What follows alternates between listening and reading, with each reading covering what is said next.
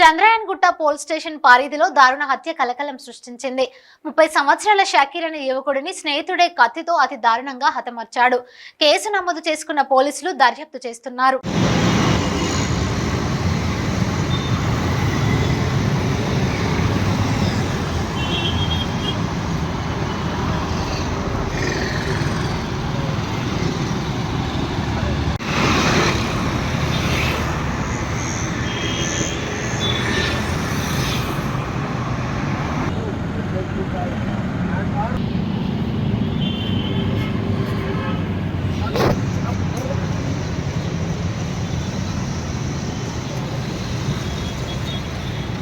Acho bem.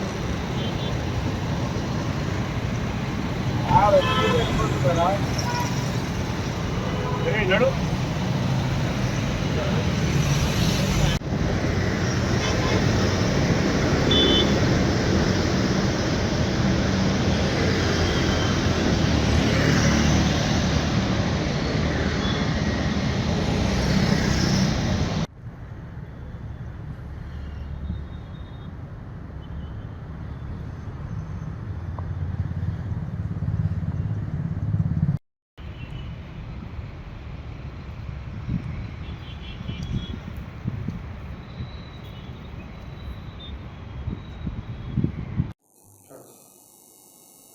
నమస్కారం.